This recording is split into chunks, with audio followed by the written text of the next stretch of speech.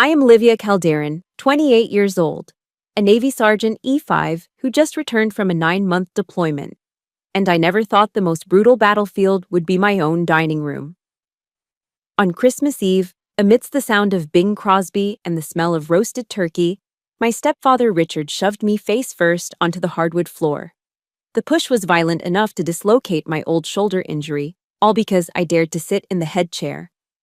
While I lay there in pain, my stepsister Emily giggled while filming a story for her social media, and he roared, "This spot is for my real daughter, not for a homeless boarder like you." My mother just bowed her head, peeling potatoes silently, like a ghost. But they had no idea that the homeless person they were humiliating tonight was the sole name on the deed to the house they were living in. Before I tell you the moment I flipped the script and wiped those smiles off their faces, let me know where you are watching from. Hit subscribe right now if you believe ungrateful people should pay the price with the truth. I drove my Jeep through the thick, blinding snow of Ohio, my knuckles white as I gripped the steering wheel. The wiper blades fought a losing battle against the winter storm, much like the battle I was fighting in my own chest. In my tactical backpack sat a bottle of Woodford Reserve, a $60 bottle of bourbon I'd bought as a peace offering for Richard. It was a desperate, perhaps foolish, attempt to buy a ceasefire for the holidays. But the moment I stepped through the front door, the warmth of the fireplace did nothing to thaw the icy hostility in the air. The living room smelled of pine needles and stale cigarette smoke. Richard sat in his recliner, a can of Bud Light in his hand, his eyes glued to the football game. He did not even look up. Emily, my 22-year-old stepsister, was sprawled across the sofa, the blue light of her smartphone illuminating her bored face. She glanced up at my uniform, my service dress blues that I wore with pride, and sneered. "Are you still wearing that costume?" she asked, her voice dripping with the sarcasm of a girl who had never worked a day in her life. "It's Christmas, Livia. Nobody cares." My mother, Sarah, was fluttering around the kitchen. She wiped her hands on her apron, her eyes darting everywhere except at me. I realized it instantly. I was not a daughter returning from service. I was an intruder breaching their perimeter. I swallowed the lump in my throat and walked toward the dining room. The table was set with a performance of perfection. Candles flickered, casting soft light on the bone china dinnerware my grandmother had left behind. There were 3 plush red velvet chairs arranged around the turkey. But the fourth spot, the place where I should have been seated, was missing. In its place, shoved into the far corner near a drafty heating vent, was a metal folding chair. It was cold, rusted at the hinges, the kind of chair you find in a church basement or a cheap town hall meeting. On the table in front of it, there was no bone china, just a flimsy white paper plate. "What is this?" I asked, my voice steady, though my pulse was hammering. Richard chuckled, a wet hacking sound. "House is full, Livia. Besides," he took a swig of his cheap beer, "you are used to eating tray rations in the mess hall. You should feel right at home in the corner." The humiliation was no longer subtle. It was plated and served. I refused to accept it. I walked to the head of the table, the spot Richard usually claimed as his throne. I reached for the heavy wooden chair, intending to pull it out to make room for myself like a human being. "I will not sit in the corner," I stated firmly. Richard moved with a speed that defied his size. He launched himself from the recliner like a bear poked with a stick. His face turned a deep, violent shade of crimson. "Do not give orders in my house," he roared. Bam! His thick, calloused hand slammed into my chest. It was not a shove. It was a strike. I lost my footing on the slippery rug. My boots skid, and I went down hard. My right shoulder, the one that took shrapnel in Iraq, slammed against the unforgiving oak floor. A sickening pop echoed in my ears as the old injury flared into white, hot agony. I lay there, gasping for air, staring up at the ceiling that my hazard pay had fixed last summer. Through the ringing in my ears, I heard Emily giggling. "Oh my God," she laughed, holding her phone up to capture my misery. "You fell so dramatically. It's like a B-movie stunt." I could have gotten up and broken Richard's arm. The Navy had trained me well. I knew exactly how to dismantle a man of his size in under 3 seconds. But then, the voice of Jocko Willink echoed in my mind. clearer than the pain. Discipline equals freedom. Detach. Do not let emotion dictate action. I did not scream. I did not cry. Slowly, painfully, I pushed myself up. I dusted off my uniform, checking the ribbons on my chest. Richard stood over me, chest heaving, waiting for the outburst. He wanted me to be the crazy veteran. He wanted a reason to call the cops. Instead, I reached into my bag and pulled out the $60 bourbon. I cracked the seal, the sound loud in the sudden silence. I poured a glass, filling it to the brim. I looked Richard dead in the eye. "Cheers, Richard," I said, my voice ice cold. "Merry Christmas, and congratulations to the newly homeless."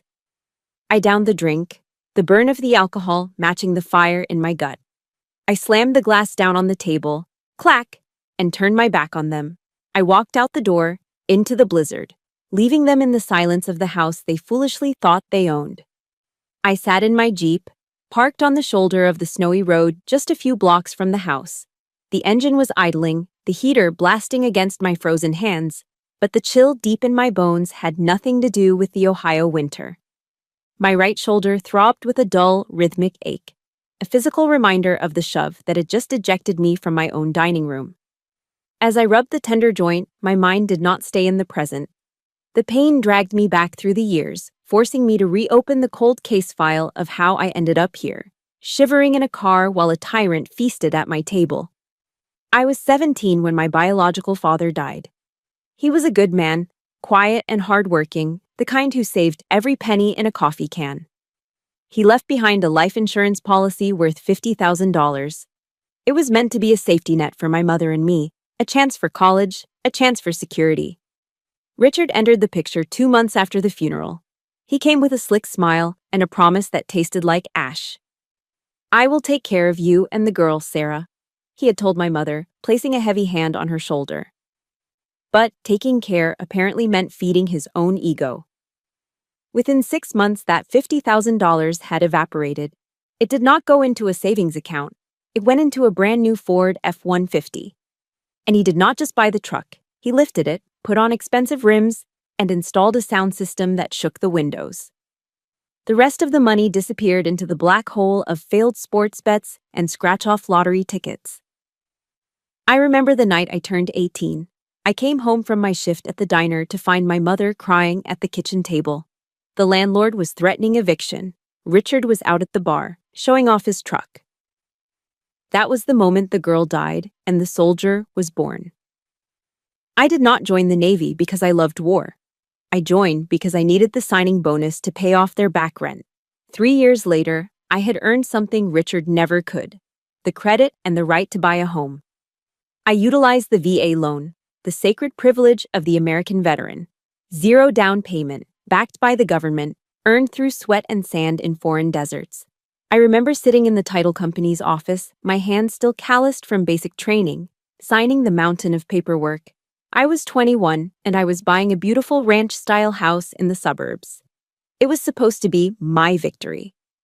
But before the ink was dry, my mother had grabbed my hand, her eyes rimmed with red. "Livia, please," she had whispered, her voice trembling. "Do not tell Richard the house is in your name. You know how he is. He has such high pride. If he knows he is living under his stepdaughter's roof, it will destroy him. He will leave us." Because I loved her, and because I was young and stupid enough to believe that peace could be bought with a lie, I agreed. "Okay, Mom," I had said. "We will say we did it together." That was the tactical error that doomed me. For the last 5 years, an automatic allotment has been deducted from my military paycheck every single month to cover the mortgage, the property taxes, and the insurance. I paid for the new roof. I paid for the furnace repair. I paid for the very floorboards Richard had just thrown me onto. But inside those walls, Richard played the role of the lord of the manor. He mounted a stuffed deer head on the living room wall without asking me, drilling holes into the drywall I paid for. When I came home on leave last year and tried to hang a small Navy flag in my old bedroom, he tore it down. "It ruins the aesthetic of my house," he had sneered. "Keep that military garbage on the base." I heard stories from the neighbors. They told me how Richard held court at the local VFW, bragging about the empire he had built for his family. He accepted their pats on the back, drinking beers bought with the money he saved by not paying rent.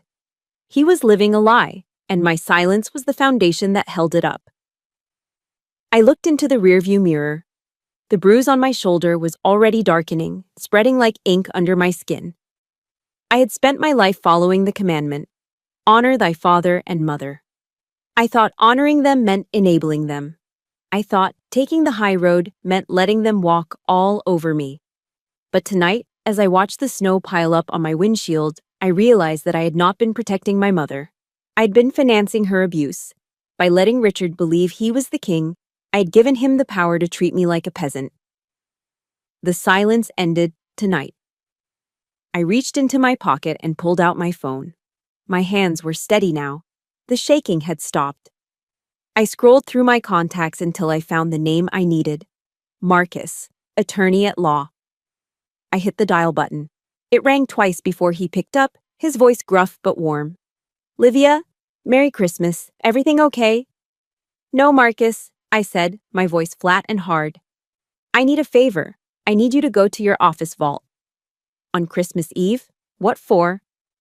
I need the deed, Marcus, the original deed to the house, and I need a draft for an eviction notice.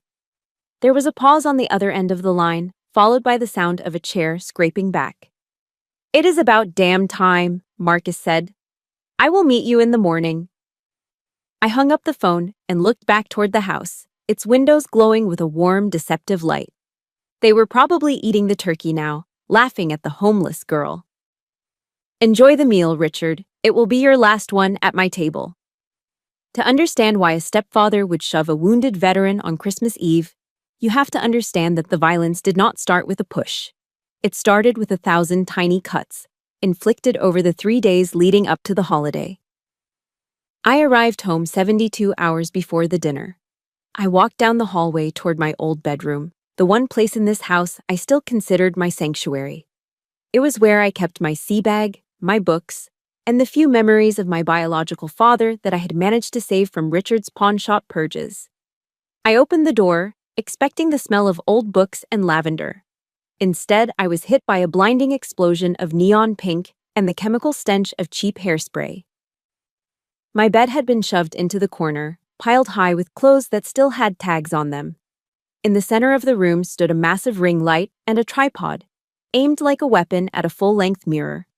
My desk was buried under an avalanche of drugstore makeup, half-empty Starbucks cups, and tangled charging cables. But what stopped my heart was what I saw on the floor.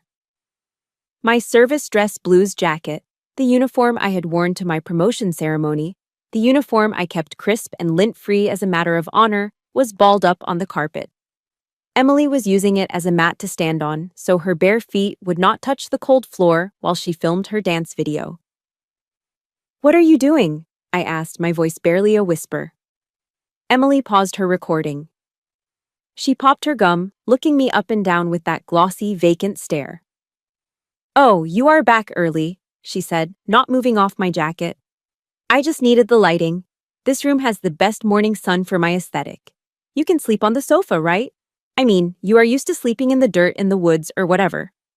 I walked past her, ignoring the urge to tip over her tripod, and went to the bookshelf in the corner. I was looking for the shadow box containing my Navy commendation medals and the folded triangular flag from my father's funeral. The shelf was empty. Panic, cold and sharp, spiked in my chest. I fell to my knees and started tearing through the room. I found them under the bed, shoved into a cardboard box that smelled of mold, sitting right next to a pile of Emily's muddy sneakers. The glass on the shadow box was cracked. "Why did you touch these?" I growled, clutching the box to my chest. My mother appeared in the doorway, wiping her hands on a dish towel, looking terrified of the conflict. "Now, Livia, do not be dramatic," she pleaded. Emily needed creative space. Those medals, they look a little violent. They were throwing off the positive vibes of her livestream background. We just packed them away for safekeeping. I looked at my mother. My sacrifice and my father's memory were throwing off the vibes of a 22-year-old's lip-sync video. The next morning, I tried to reclaim some normalcy. I went to the kitchen to make pancakes, using the flour and eggs I'd bought with my own money the night before. Richard lumbered into the kitchen, scratching his stomach. He watched me whisk the batter, his eyes narrowing as they focused on my arms.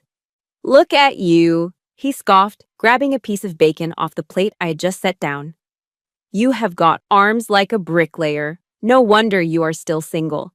Men want a woman, Livia, not a G.I. Jane who looks like she could bench press a Buick." He laughed at his own joke, crumbs spraying onto the table. "You planning on staying in the service forever? Or is it just that the boys on base are the only ones desperate enough to look at you?" He ate the breakfast I cooked while dismantling my womanhood between bites. It was a specific kind of cruelty, designed to make me feel small in the only body I had. If you have ever had a family member belittle your appearance or your hard-earned achievements just to make themselves feel bigger, you know exactly how much this burns. It is a silent poison. If you stand with Livia and believe respect is earned, not given, please hit the like button right now. And do me a favor, comment the word respect below. Let's show Richard that the world is watching. The breaking point, however, came on the afternoon of Christmas Eve, just hours before the dinner. I was in the garage, checking the oil in my Jeep, trying to escape the suffocating atmosphere of the house. Richard cornered me there. He closed the garage door, blocking out the light. "I heard the military creates big tax-free bonuses for re-enlistment," he said, leaning against his truck. His voice had lost the mocking tone. Now, it was just greedy. "I need $5,000, Livia." "For what?" I asked, not looking up from the dipstick. "The roof," he lied smoothly. "It has got a leak. Needs fixing before the heavy snow sets in." I froze. I had paid for a complete roof replacement last year. I knew exactly what he wanted. I had seen the brochures for the new Polaris snowmobile on the kitchen counter. He wanted a new toy to show off to his drinking buddies. "No," I said, wiping my hands on a rag. "The roof is fine, Richard. I have the warranty paperwork." His face transformed. The mask of the friendly stepfather slipped, revealing the predator underneath. He stepped close, invading my personal space, smelling of tobacco and aggression. "You have been eating my food and using my heat for 3 days, he hissed. "You think you can just come here, wave your money around, and not help the man who raised you? You are ungrateful. You are stingy." He looked at me with pure disgust, then gathered spit in his mouth and spat on the concrete, inches from my combat boots. "Cheap," he muttered, turning to walk away. That spit was the declaration of war. When he pushed me later that night, it was not an accident. It was the punishment for saying no. I drove away from the house with the engine roaring, putting as much distance between myself and Richard as the icy roads would allow. I did not have a destination in mind until I saw the flickering neon sign of The Outpost, cutting through the swirling snow. It was a rundown dive bar attached to the local VFW post, a place where time stood still and the outside world ceased to matter. The wind howled like a banshee as I stepped out of the Jeep, the cold air biting at my exposed face. But the moment I pushed open the heavy wooden door, the atmosphere shifted. The air inside was thick and warm, smelling of stale beer, lemon floor cleaner, and the faint, ghostly scent of tobacco smoke that had seeped into the walls decades ago. Creedence Clearwater Revival was playing low on the jukebox, a familiar rhythm that felt like a heartbeat. I scanned the room. It was sparsely populated, mostly by older men in ball caps embroidered with the names of forgotten ships and distant wars. They sat hunched over their drinks, respecting the silence of the holiday. I took a seat at the far end of the bar, keeping my back to the wall, a habit I had never been able to break since my first tour. "Jack Daniels." "Neat," I told the bartender. I rested my right arm on the sticky wood of the counter, wincing as a sharp bolt of pain shot from my shoulder up to my neck. I wanted to rub it, to massage the knot forming around the old shrapnel wound, but I forced my hand to stay still. In here, you did not show weakness. You did not advertise your pain. Suddenly, a heavy hand landed gently on my left shoulder. "Livia," a deep voice rumbled. "Is that Hawkeye from Bravo Company?" I turned, my hand instinctively moving toward a defensive posture before I recognized the face. It was Marcus. He had traded his Kevlar vest for a flannel shirt and a blazer, but the eyes were the same. Sharp, observant, the eyes of a man who had scanned rooftops for snipers in Fallujah. He was a jagged scar of a man, rough around the edges, but he was the best JAG lawyer the Marine Corps had ever produced before he retired to private practice.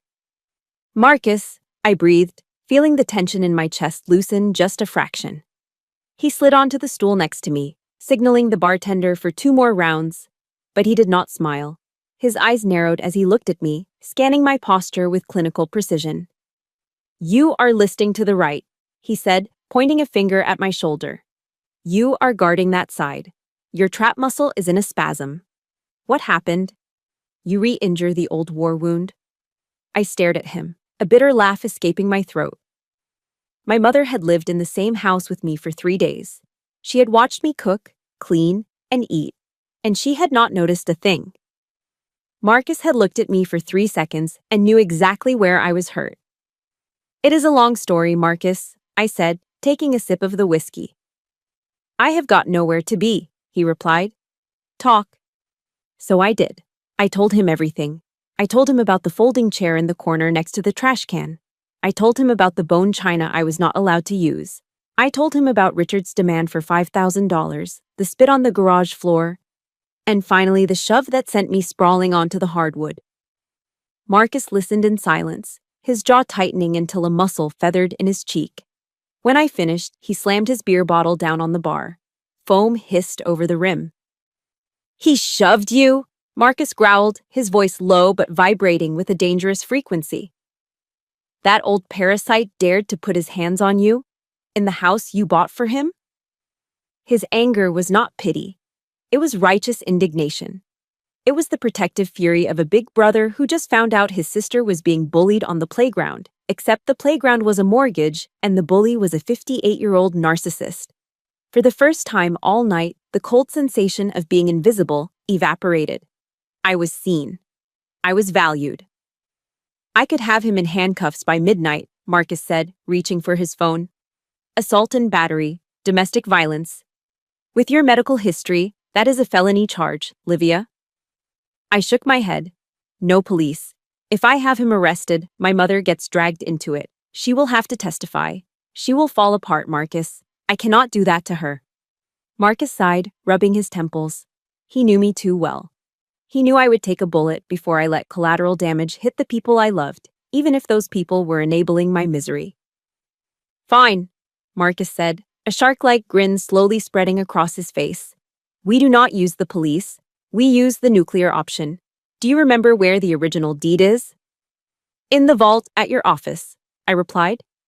"Exactly," he said. "And do you have the bank statements showing 5 years of mortgage payments deducted from your military allotment?" "Saved on my phone." Marcus nodded, the lawyer in him taking over the soldier. "Tomorrow morning is December 26th. I will go into the office early.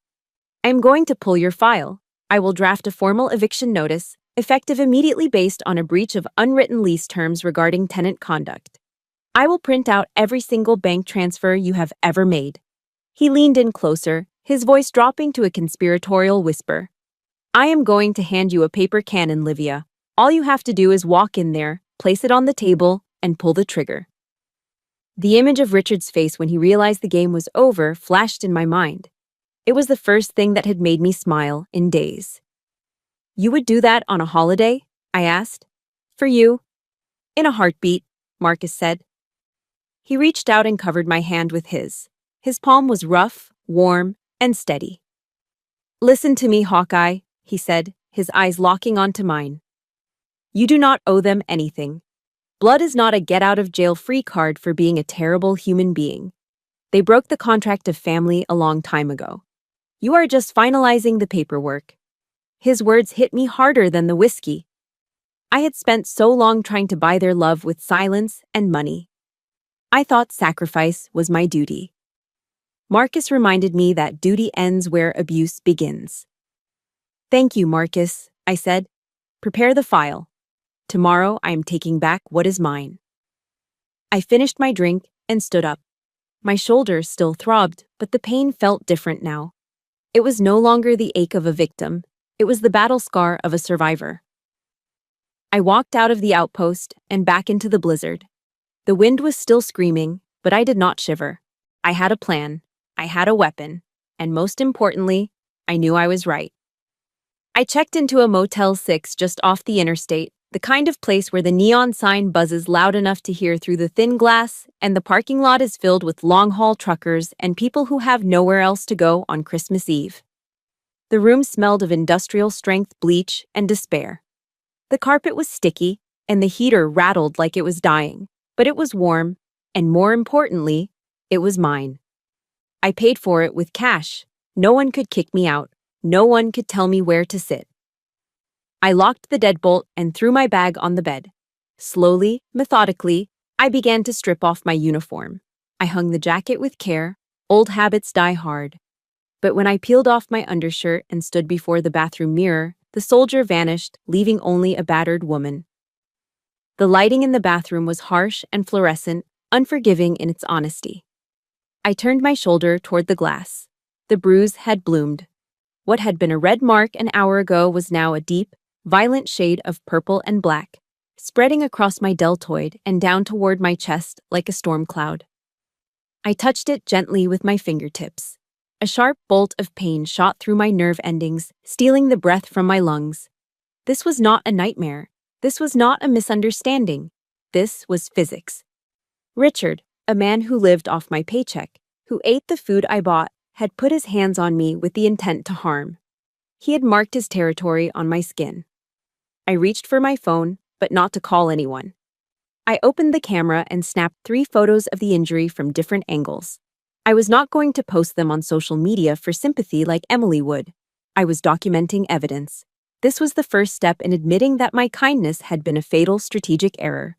Then, the phone buzzed in my hand. A text message.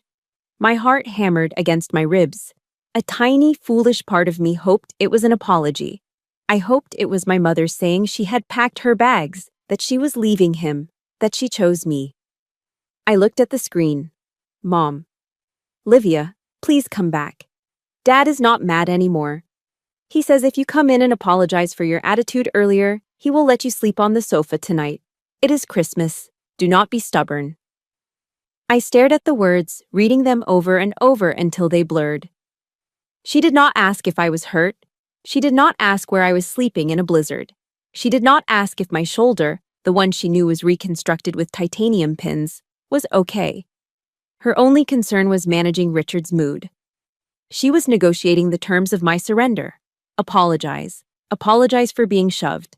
Apologize for being humiliated. Apologize for existing in a space I paid for. Something inside me, something soft and daughter-like that I had been protecting for years, finally died. I realized then that my mother was not a hostage in that house. She was a collaborator. She had seen the violence, and she had chosen to protect the aggressor because it was easier than facing the truth. She was an enabler, and in that moment, she was just as dangerous to me as Richard. I did not reply. Instead, I closed the messaging app and opened my banking application. I logged in and scrolled down to the recurring transfers. There it was, scheduled to go out in 5 days. Mortgage payment, $1,200. For 5 years, every time I saw that number leave my account, I felt a swell of pride. I thought I was building a nest egg. I thought I was being a good daughter. But looking at it now, under the hum of the motel neon light, it looked like extortion. It looked like protection money paid to a mobster who beat you up anyway. My thumb hovered over the transaction. Manage auto pay. Cancel recurring payment. A warning box popped up on the screen. Are you sure you want to cancel this payment? Late fees may apply. I pressed yes with so much force I thought I might crack the screen. Auto pay canceled. A shiver ran down my spine, but it wasn't from the cold. It was the physical sensation of a heavy chain snapping. I had just cut the fuel line to Richard's ego. Without my money, without my silence, the facade of his life would crumble within 30 days. I wasn't just stopping a payment, I was taking back my power. I turned off the lights and lay on the stiff mattress, staring at the ceiling shadows. The wind howled outside, sounding like the ghosts of my past trying to get in. My mind started to race. Guilt, fear, anger. A chaotic whirlwind threatening to pull me under. I reached for my phone one last time and put in my earbuds. I navigated to my podcast library and selected Jocko Willink. I needed a voice that didn't offer pity. I needed a commanding officer. Discipline equals freedom, the gravelly voice whispered in my ear. Don't let your emotions control you. Detach. Step back. Look at the situation from above. Assess, plan, execute. I closed my eyes and breathed in rhythm with the voice. Detach. I pushed the image of my mother's weeping face out of my mind. That was an emotional distraction. Assess. I was the legal owner of the property at 420 Oak Street. The occupants were hostile squatters who had violated the verbal lease agreement through physical assault. Plan. I had the deed. I had the eviction notice Marcus was printing. I had the financial records. I was no longer the sad girl crying in a motel room. I was Sergeant Calderon. And I was preparing for urban combat. Objective: secure the perimeter and reclaim the base. Hostiles: 1 adult male, volatile, civilians, 2 adult females, compromised and manipulated. Hour: 0800 hours tomorrow. Weapon: the absolute, undeniable truth. I pulled the scratchy blanket up to my chin. I didn't cry. I didn't dream. I slept the deep, dreamless sleep of a soldier the night before the invasion. Tomorrow was going to be a long day. At 7 o'clock in the morning, the alarm on my phone vibrated against the cheap laminate nightstand. I did not hit snooze. I was already awake, staring at the ceiling, breathing in a 4-count rhythm. In, 2, 3, 4, hold. Out, 2, 3, 4. I rolled out of bed and stepped directly into a freezing cold shower. The shock of the icy water hit my skin like a slap, washing away the grogginess of the motel sleep and sharpening my senses. I needed my nervous system to be firing on all cylinders. When I stepped out, I did not reach for my comfortable jeans or the oversized sweater I usually wore to hide my body. I reached for the garment bag I'd hung on the back of the bathroom door. I unzipped it slowly. Inside was my service dress blues. This was not just clothing. It was a symbol. It was 6 buttons of gold, a black neckerchief, and rows of colorful ribbons that told the story of where I had been and what I had survived. I pulled the trousers on, the wool fabric stiff and familiar. Then came the jumper. I tightened the neckerchief, feeling the fabric constrict slightly against my throat. It was a sensation that usually made me feel confined, but today, it felt like a neck brace holding my head high. I fastened the gold buttons one by one. Click, click, click. Each one felt like I was locking a piece of armor into place. I pinned my ribbons to my chest, checking their alignment in the mirror with obsessive precision. Finally, I placed the white Dixie cup hat on my head, tilting it to the regulation angle. The woman staring back at me in the motel mirror was not Livia, the stepdaughter who apologized for taking up space. She was a sergeant in the United States Navy. She was a woman who had directed convoy movements in hostile territory. She was dangerous. I checked out of the motel at 7:30 and drove straight to Marcus's office. The town was quiet, the streets empty in the post-Christmas lull. Marcus was waiting for me at the door, a steaming cup of black coffee in one hand and a thick manila envelope in the other. He looked tired, but his eyes were alert. "Here's the package," he said, handing me the envelope. It was heavy. Inside was the certified copy of the deed, 5 years of bank statements highlighting every single mortgage transfer, and a formal eviction notice signed and notarized. "This is the nuclear option, Livia," Marcus said, watching my face closely. "Once you put this on the table, you cannot take it back. It will burn everything to the ground." I took the envelope, feeling the weight of the paper. It felt heavier than the M4 carbine I used to carry. "They struck the match last night, Marcus," I said, my voice steady. "I am just controlling the burn." I climbed back into my Jeep and turned the key. The engine roared to life, a mechanical beast ready for a fight. I drove toward the house, my heart beating a slow, heavy drum against my ribs. The snow had stopped falling, leaving the sky a bruised, iron gray. As I turned onto my street, I saw it. The house looked peaceful under a blanket of white, but the driveway told a different story. Richard's massive lifted Ford F-150 was parked diagonally across the driveway, blocking the entrance completely. It was his signature move, a territorial pissing contest he played every time I came home. Usually, I would sigh, park on the street, and walk up the icy path to avoid upsetting him. Not today. I did not slow down. I shifted my Jeep into four-wheel drive and swerved off the pavement. My tires bit into the front lawn, tearing through the pristine layer of snow and churning up the frozen earth beneath. I drove right past his truck, leaving deep, muddy ruts in the grass he was so proud of, and pulled up inches from the front porch. I cut the engine. The sudden silence was deafening. I stepped out of the car. My polished black boots hit the concrete walkway with a loud, authoritative clack, clack, clack. The front door swung open. Richard stepped out, wearing a stained bathrobe and clutching a snow shovel. A cigarette dangled from his lip. He looked ready to scream about his lawn, but when he saw me, the words died in his throat. He blinked, taking in the uniform, the ribbons, the hat. For a second, he looked unsure. But then his narcissism kicked back in. He sneered, leaning on the shovel like a sentry guarding his post. "Well, look at this," he laughed, smoke curling from his mouth. "The general has returned. What is with the costume? You think playing dress-up is going to scare me into letting you back in for breakfast?" He stepped forward, using his large frame to block the doorway. He loomed over me, trying to cast a shadow, trying to make me feel small. It was the same intimidation tactic he had used since I was 17.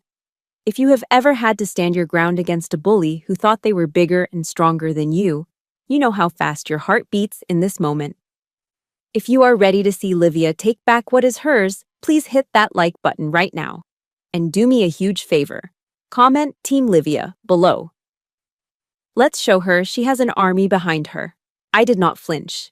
I did not look down. I looked him dead in the eye, my gaze colder than the winter air. "Step aside, Richard," I said. "Or what?" he challenged, smirking.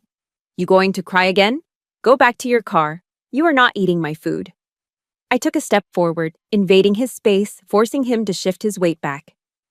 "I am not here to eat," I said, clutching the manila envelope tight. "I am here to take out the trash." I brushed past him, my shoulder checking his arm as I walked through the door and into the warmth of the house I owned, leaving him standing in the cold with his mouth open. I did not wait for Richard to move. I dipped my shoulder and brushed past him, my dress uniform scraping against his stained bathrobe. He was too stunned by my audacity to stop me. I walked down the hallway, the rhythmic strike of my heels on the hardwood echoing like a countdown clock. I entered the dining room. The domestic scene before me was almost comical in its normalcy. My mother and Emily were seated at the table, picking at a breakfast of scrambled eggs and burnt toast. The smell of cheap margarine and coffee hung heavy in the air. When my mother saw me, her hand spasmed. Her fork clattered onto her ceramic plate, the sharp noise slicing through the silence. "Livia," she stammered, her face draining of color. Her eyes darted frantically over my shoulder, looking for Richard, looking for the storm she knew was coming. You came back." Emily didn't even look up from her phone. She was propped up on one elbow, scrolling through comments on her live stream. "If you are here to apologize, make it quick," Emily mumbled, popping a piece of toast into her mouth. "I'm live right now, and I really don't need your negative energy ruining my engagement metrics." I didn't answer. I didn't even look at her. Instead, I began to circle the table. I moved slowly, deliberately, like a shark patrolling the perimeter of a reef before the strike. I walked behind my mother, feeling her shrink away from me. I walked behind Emily, pausing for a second to glance at the ring light reflecting in her vacant eyes. I walked past the empty folding chair in the corner, the metal cage they had tried to put me in, and kicked it aside. It fell with a loud metallic crash. Emily jumped. My mother flinched. Then Richard stormed into the room. He looked like a mad bull, his face a mottled map of red rage. He marched toward the table, slamming his hand down so hard that the coffee cups danced in their saucers. Brown liquid sloshed over the rim of his mug, staining the tablecloth. "Are you deaf, girl?" he roared, his voice shaking the walls. "I told you to get on your knees and apologize. You don't walk into my house dressed like a clown and ignore me." The room fell into a terrified silence. In the past, this was the moment I would have crumbled. I would have looked at my shoes, mumbled an apology, and begged for peace. But the Livia who begged was dead. I reached up and slowly removed my white Dixie cup hat. With deliberate care, I placed it on the table, right next to the platter of bacon. In Navy culture, placing your cover on the mess deck table is a breach of etiquette, but here it was a flag planting. I was claiming this territory. Then I turned to the head of the table, Richard's seat. It was a heavy oak chair with armrests, the only one of its kind at the table. It was his throne. It was where he sat to dispense his judgments and insults. I grabbed the back of the chair. I dragged it out. The wooden legs screeched against the floor, a sound like a scream. I sat down. I settled into the cushion, rested my elbows on the armrests, and laced my fingers together. I looked up at Richard. The reaction was immediate and visceral. My mother gasped, covering her mouth with both hands. Emily finally lowered her phone, her mouth hanging open, realizing that something unprecedented was happening. And Richard? Richard looked like his brain had short-circuited. "You!" he sputtered, a vein in his forehead pulsing dangerously. "You dare sit in my chair? In my house?" He took a menacing step toward me, raising his hand. It was the same motion he had used the night before. He intended to strike me again. He wanted to slap the insolence out of my face. I didn't flinch. I didn't blink. I didn't move a muscle. I just watched him with the cold, dead eyes of a predator who knows the prey has already lost. My right hand moved slowly to the manila envelope I had placed on the table. I tapped it once with my index finger. Tap. "Sit down, Richard," I said. My voice was not loud, but it was hard as granite. "Standing is tiring for a man of your age." He froze. The sheer unnatural calmness of my demeanor stopped him. Bullies operate on fear. They need the flinch, the tear, the plea for mercy to fuel their power. When they don't get it, their system crashes. He lowered his hand, uncertainty creeping into his eyes for the first time. "I have a late Christmas gift for you," I continued, sliding the thick brown envelope across the polished wood. It stopped right in front of his plate, resting next to the coffee stain. "I think you will appreciate this more than the bourbon I bought yesterday." Richard stared at the envelope. His eyes narrowed, suspicion warring with greed. I could see the gears turning in his head. He saw the thickness of the package. He remembered the rumor about my re-enlistment bonus. He thought it was cash. He thought I had withdrawn $5,000 to buy his forgiveness and save my place in the family. "What is this?" he grunted, his voice losing some of its edge. "You think you can buy me off? You think money fixes respect?" "Open it," I commanded. "But be careful. The contents might be a little hard to swallow on an empty stomach." Greed won. It always does with men like him. He snatched the envelope from the table. "This better be good," he muttered. He ripped the top of the envelope open with violent, jerky movements. He reached inside and pulled out the stack of documents. The first thing that fell out wasn't a stack of $100 bills. It was a sheaf of legal paper, heavy and white, stamped with the red, official seal of the county clerk. The papers hit the table with a dull thud. My mother leaned forward, squinting to see. Emily craned her neck. I leaned back in the head chair, crossing my arms over my chest, a small, icy smile playing on my lips. The fuse was lit. The explosion was inevitable. "Read it, Richard," I whispered. "Read it out loud." Richard held the document in his thick, trembling hands, his eyes squinting as if trying to decipher a foreign language. But the words were in plain English, bold and undeniable against the stark white paper. Deed of trust. Sole owner, Livia Calderon. Date of purchase, May 15th, 2018. The color drained from his face, turning from a rage-filled red to a sickly ash-gray pallor. His hands, usually so steady when holding a beer or a remote control, began to shake violently. The paper slipped from his grip, fluttering through the air like a wounded bird before landing softly on the hardwood floor between us. What the hell is this?" he stammered. His voice, usually a booming thunderclap that shook the walls, was now thin and reedy. It was the voice of a man realizing the ground beneath him had turned to quicksand. "Read it out loud, Richard," I commanded. My voice was ice, devoid of any warmth. "Let the whole family hear who actually owns the roof over their heads." He opened his mouth, but no sound came out. He looked at the paper on the floor as if it were radioactive. Emily, unable to contain her curiosity, snatched the paper up. She scanned it, her eyes widening in genuine shock. She looked at me, then at Richard, then back at the paper. "It says she owns it," Emily read aloud, her voice trembling. "It says, sole owner, Livia Calderon. Dad? Is this real?" The room plunged into absolute, suffocating silence. It was the sound of a 5-year-old lie shattering into a million pieces. My mother covered her face with her hands and let out a single, sharp sob. The truth was out, naked and ugly. The man who called himself the king of the castle was nothing more than a squatter living on the charity of the daughter he had just tried to kick out. "No, that is impossible," Richard suddenly yelled, the denial erupting from him like bile. You tricked me. This is my house. I pay the bills." He looked around wildly, desperate to salvage his crumbling ego. "I pay the electric bill," he shouted, pointing a shaking finger at the ceiling light. "I fixed the leaky faucet in the bathroom. I bought the fertilizer for the lawn. This is my home." I stood up slowly from the head chair. I did not yell. I did not need to. I had the numbers. "You pay the electric bill?" I asked, my tone mocking. "That is roughly $200 a month. Good for you, Richard." I picked up the stack of bank statements Marcus had printed for me and slammed them onto the table. Whack! "I pay the mortgage," I said, leaning over him. "That is $1,200 every 30 days for 5 years. I pay the property taxes.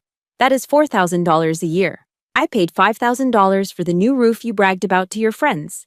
You are not the owner, Richard.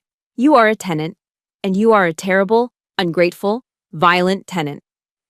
Every number I spoke was a physical blow. I watched him shrink. The narrative he had built for himself, the provider, the patriarch, the success story, was dissolving. He wasn't a hero. He was a moocher. "Now," I said, stepping around the table until I was standing right next to him. "Let us talk about last night." Richard instinctively took a step back, bumping into the china cabinet. The plates rattled, a sound of fragility. For the first time in my life, I saw genuine fear in his eyes. "You assaulted the property owner," I stated, my voice dropping to a dangerous whisper. "Under Ohio state law, that is domestic violence. I can call the police right now. I can show them the bruise on my shoulder. I can show them the deed." I pulled my phone from my pocket and held it up. My thumb hovered over the emergency call button. "I can get a restraining order, Richard. The police will come here, put you in handcuffs, and drag you out to your truck in front of all the neighbors. You will lose your reputation. You will lose your freedom. You will be nothing more than a violent old man with an arrest record." "No!" The scream didn't come from Richard. It came from my mother. She threw herself out of her chair and rushed toward me, grabbing my arm. Her face was wet with tears, her eyes wide with panic. "Don't call the police," she begged, clutching my sleeve. "Livia, please, do not do this to him. It will kill him." I looked down at her. For years she had stood between us to protect him from my truth. Now she was begging me for mercy. The power dynamic had shifted so completely it was almost dizzying. She wasn't defending his actions. She was pleading for his survival. I looked back at Richard. He was trembling like a leaf in a storm. He knew I had him. He knew I could end his life as he knew it with one tap of my thumb. I lowered the phone slowly. "I will not send you to jail today," I said. "But the game is over. The rules have changed." I pointed to the grandfather clock in the hallway. "You have exactly 60 minutes, I declared. "You can go upstairs, pack your bags, and get out of my house forever. Richard opened his mouth to protest, but I cut him off with a sharp gesture. Or, I continued, pointing to the corner of the room, you can go pick up that metal folding chair, the one you made me sit in last night, and bring it back here. I stared deep into his eyes, stripping away the last shreds of his dignity. If you want to stay under my roof, you will sit in that chair, and you will listen to my conditions. The choice is yours, Richard. The clock is ticking. Richard looked at the door, then at me, and finally at the rusted metal chair lying on the floor where I had kicked it. The arrogance was gone. The king was dead. He swallowed hard, his Adam's apple bobbing in his throat. Then, without a word, he turned his back on the door. He walked slowly, his shoulders slumped in defeat, toward the folding chair. He picked it up, his hands shaking, and carried it back to the table. He placed it down opposite me, and he sat. The 60-minute deadline I had given Richard came and went, but the front door never opened. The sound of a suitcase zipper never zipped. The truck engine never started. Instead, a strange, heavy silence descended over the house at 420 Hussein's Oak Street. It was not the tense silence of a predator waiting to strike, but the hollow silence of a regime that had toppled. Richard spent the entire morning and afternoon sitting on that rusted metal folding chair. He stared at the wall, motionless, like a statue carved from regret and cheap tobacco. My mother and Emily had retreated to their bedrooms, hiding behind closed doors, too terrified to witness the fallout of the patriarch's collapse. By the time the grandfather clock in the hall chimed 1 in the morning, the house was dark, save for the single lamp burning next to the sofa where I sat. I was reading a book, or at least pretending to. My ears were tuned to the slightest sound. I heard the floorboards creak. Richard emerged from the shadows of the dining room. He looked smaller than he had this morning. His shoulders, usually pulled back in a posture of aggressive dominance, were slumped forward. His bathrobe was disheveled, and his eyes were rimmed with red, sunken deep into his face. He walked toward the living room, his steps hesitant. He stopped a few feet away from me, his hands fidgeting with the frayed hem of his sleeve. It was the nervous tick of a child called into the principal's office. "Can I?" His voice cracked, dry and hoarse. He cleared his throat and tried again. "Can I speak with you?" I slowly closed my book and placed it on the coffee table. I didn't invite him to sit on the plush leather recliner, his usual throne. I simply nodded. Richard didn't move toward the recliner. Instead, he pulled over a small, low ottoman and sat down. For the first time in 20 years, he was physically looking up at me. The power dynamic had been re-established, not by force, but by the gravity of truth. "Why do you hate me so much, Richard?" I asked. The question hung in the air, stripped of anger, just raw curiosity. Richard looked down at his hands, his knuckles white. His shoulders began to shake. "I don't hate you, Livia," he whispered, the words barely audible. I am afraid of you." I blinked, taken aback. "Afraid of me?" He looked up, and I saw tears tracking through the stubble on his cheeks. "I grew up with nothing," he confessed, his voice trembling. "My whole life, I tried to be the big man. I tried to be the provider, the guy people respected. But I failed. Every business idea, every bet, every job, I messed it up." He gestured vaguely toward my uniform jacket hanging on the coat rack. "Then you came along, you joined the Navy, you got that uniform, you got the discipline, you got the money to buy this house when you were just a kid. You became everything I wanted to be, but never could. Every time I looked at you, I saw my own failure staring back at me. I saw proof that I wasn't enough." He took a ragged breath. "So, I had to push you down. I had to make you feel small, make you sit in the corner, make you feel like a guest. Just so I could feel like the owner for 5 minutes. It wasn't hate, Livia. It was envy. It was pathetic, weak, old man jealousy. It was a confession so naked, so stripped of his usual bluster, that it sucked the oxygen out of the room. He wasn't a monster under the bed. He was just a sad, broken man terrified of his own mediocrity. I looked at him for a long moment. Part of me, the part that remembered the spit on the garage floor, wanted to crush him. But the soldier in me knew that you don't execute a surrendered enemy. You rehabilitate them, or you neutralize the threat. Understanding your problem is the first step, Richard, I said, my voice steady but firm. But understanding isn't enough. You need action. I reached into the pocket of my sweatpants and pulled out a single sheet of notebook paper. I had spent the last hour writing it out. This is the new lease agreement, I said, handing it to him. If you want to sleep under my roof tonight, if you want to stay married to my mother, you will agree to these terms. Richard took the paper with shaking hands. He squinted in the dim light to read my handwriting. Number 1, I recited from memory. You will attend Alcoholics Anonymous meetings 3 times a week. You will also enroll in anger management therapy at the VA Center downtown. I want to see signed attendance slips every Sunday night. He nodded slowly, not looking up. Number 2, financial transparency. You will no longer control the household funds alone. My mother's name goes on a joint checking account with you tomorrow. No more secret spending, no more gambling.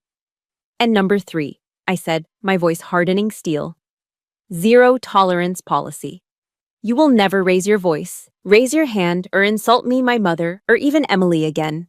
If you call me a name, if you push anyone, that eviction notice gets filed with the sheriff the same day. Do you understand? Richard read the paper again. He knew what this was. It wasn't a punishment, it was a lifeline. I was offering him a chance to be the man he pretended to be, rather than the fraud he was. I understand, he said. Do you agree? I agree. He reached for the pen I offered. His hand shook as he signed his name at the bottom of the page. The signature was messy, jagged, but it was there. He handed the paper back to me, then looked me in the eye. The arrogance was gone, replaced by a profound exhaustion. Thank you, Livia, he said, his voice thick with emotion.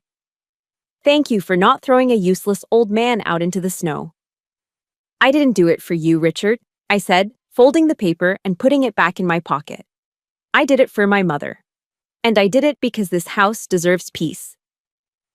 He nodded, stood up slowly, and shuffled toward the stairs. He looked 10 years older than he had this morning. Good night, Livia, he murmured. Good night, Dad, I said. It was the first time I had used the word without choking on it.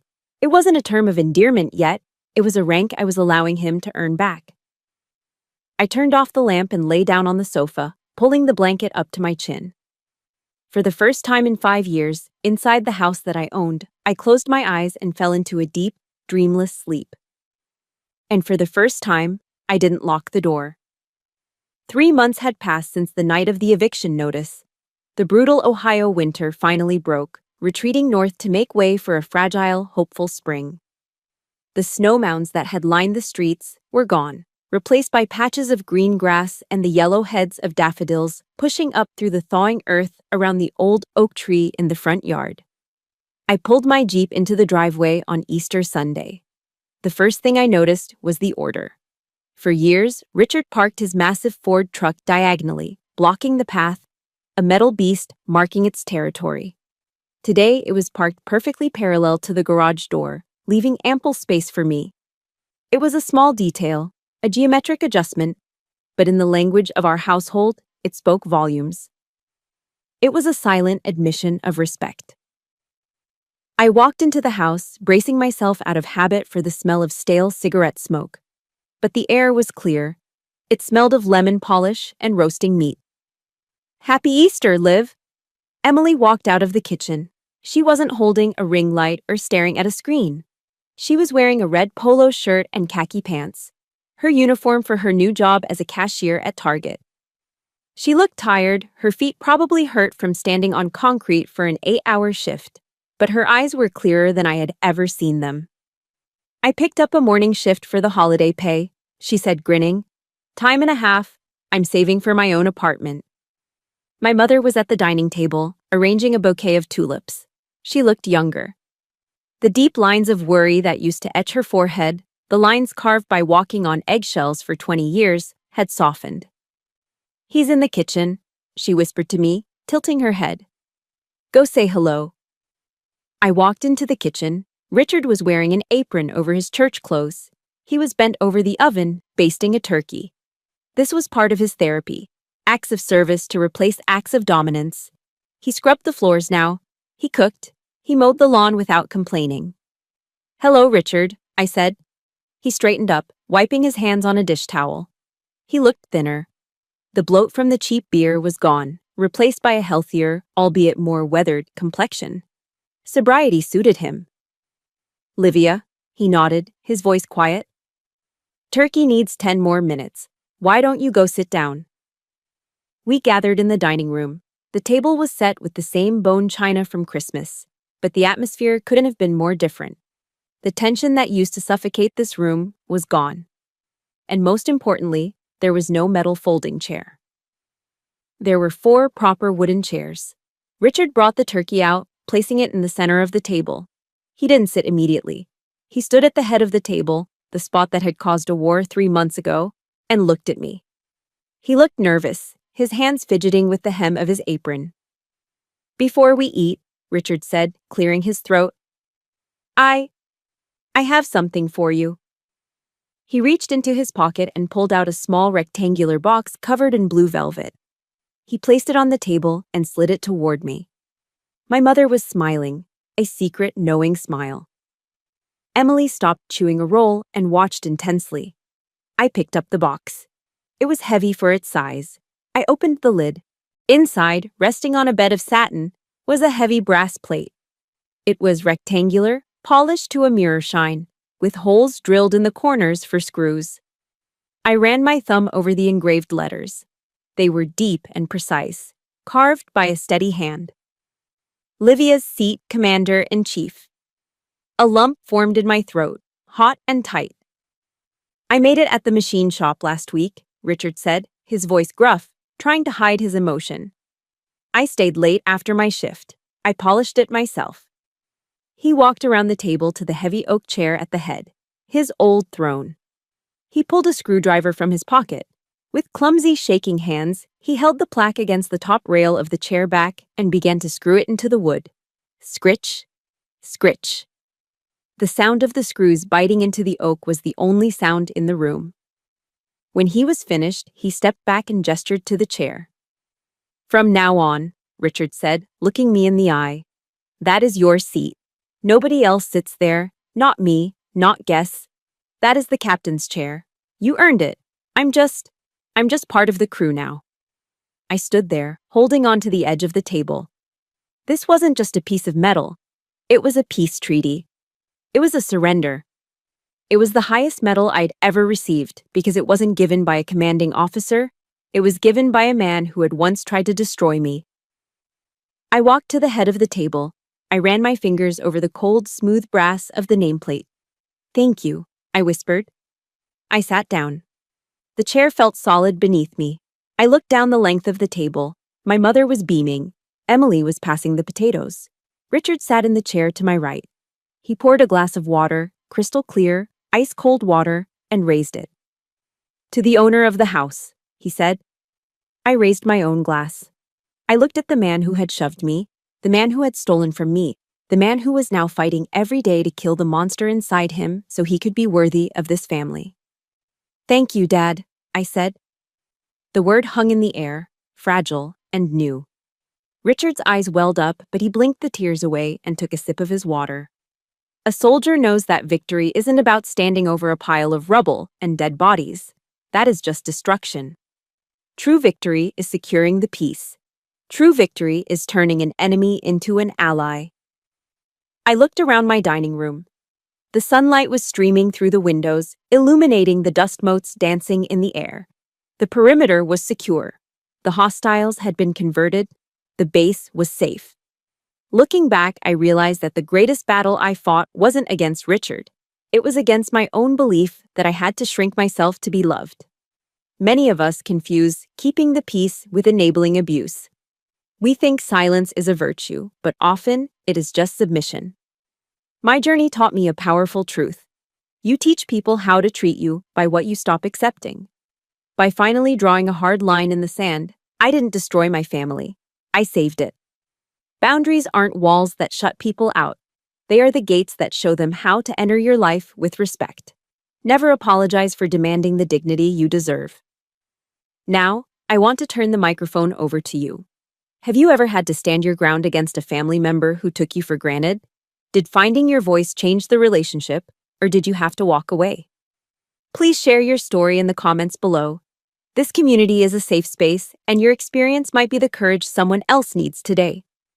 If Livia's victory gave you hope, please hit that like button and subscribe to the channel. Turn on notifications so you never miss a story about justice, resilience, and truth. Thank you for listening, and remember, you are the commander of your own life.